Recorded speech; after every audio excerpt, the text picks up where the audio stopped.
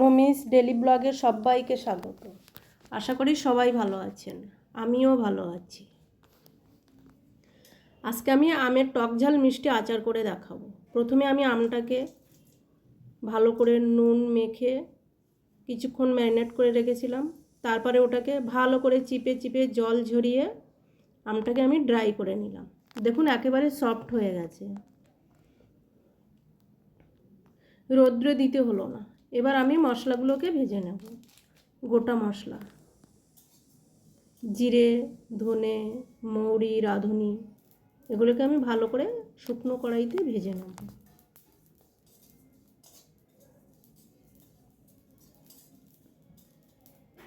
দিয়ে দিলাম শুকনো লঙ্কা,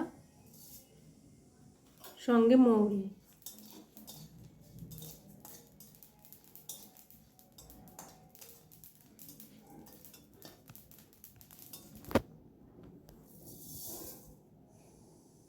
এবার আমি সর্ষেগুলোকে ভেজে নেব, সাদা আর কালো সর্ষে।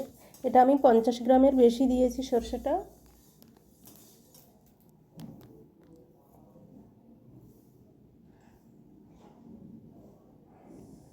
আমার লোডশেডিংয়ের কারণে আমি মশলাটাকে পেস্ট করতে পারিনি মিক্সিতে, আমি শিলনোড়ায় পেস্ট করে নেব।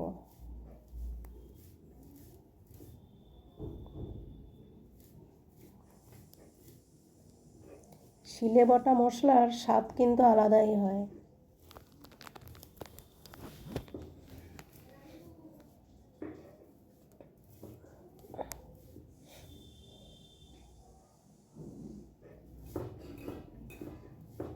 মশলাটাকে বেশি কালো কালো করে ভাজলে ওটা আবার তেতো হয়ে যায়। এবার আমি সর্ষেটাকে ছেঁকে নেব। ডাস্টটা নিলাম, আর দেখুন কালো যে খোসাগুলো হয় ওগুলো আমি ফেলে দিলাম। ওগুলো তেতো হয়, আচারে পড়লে ওটা তেতো হবে।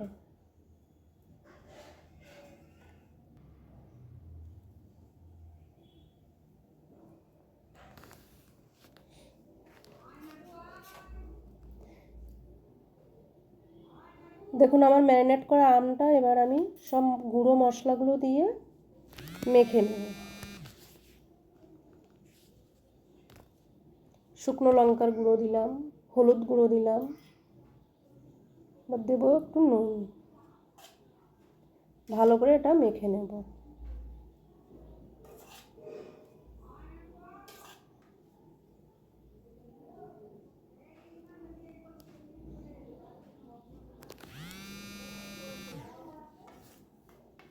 এবার আমি সর্ষে পাউডারটা দিয়ে ভালো করে চামচ দিয়ে আমি সব আমের গায়ে লাগিয়ে নেব।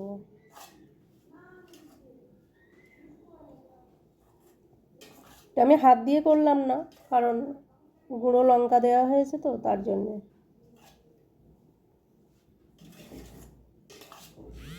কালারটা খুব সুন্দর এসছে।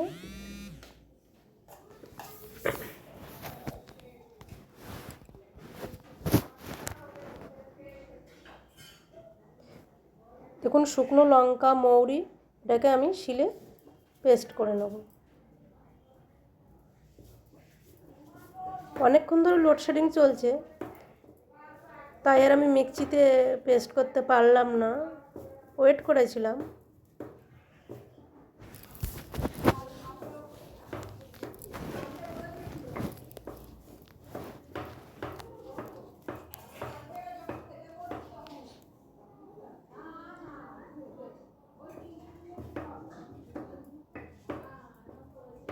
এটা আমি জল ছাড়াই গুঁড়ো করে নিচ্ছি।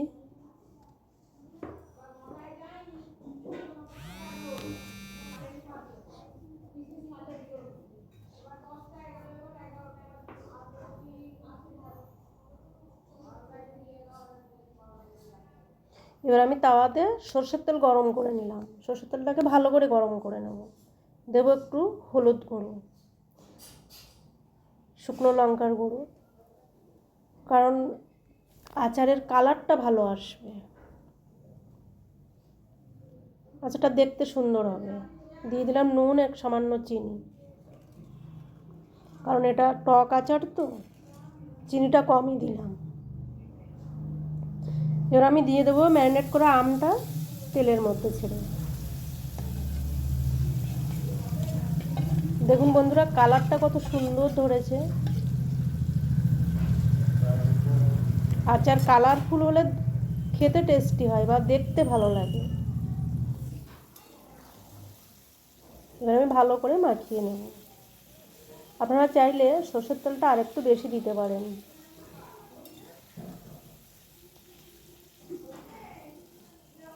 আমি পরে একটু সরষের তেল মিক্স করে নেব। এখনই যদি সরষের তেলটা বেশি করে দিই তাহলে আমার আমটা কষানো হবে না। পরে যদি আপনারা দিতে চান সরষের তেল তাহলে ওটাকে গরম করে তারপরে ঠান্ডা করে নিয়ে আমে দেবেন।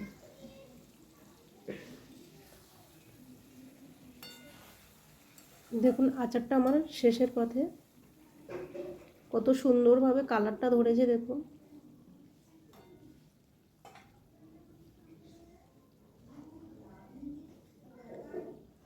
নমিস ডেলি ব্লগে সবাইকে স্বাগত। আশা করি সবাই ভালো আছেন, আমিও ভালো আছি। সবাই লাইক কমেন্ট করবেন, কেমন হয়েছে ভিডিওটা জানাবেন। সকলকে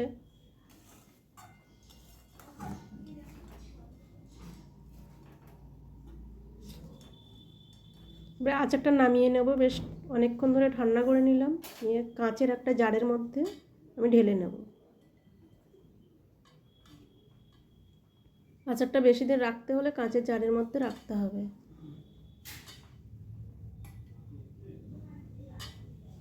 এটা রোদ্দুরে না দিলেই চলবে।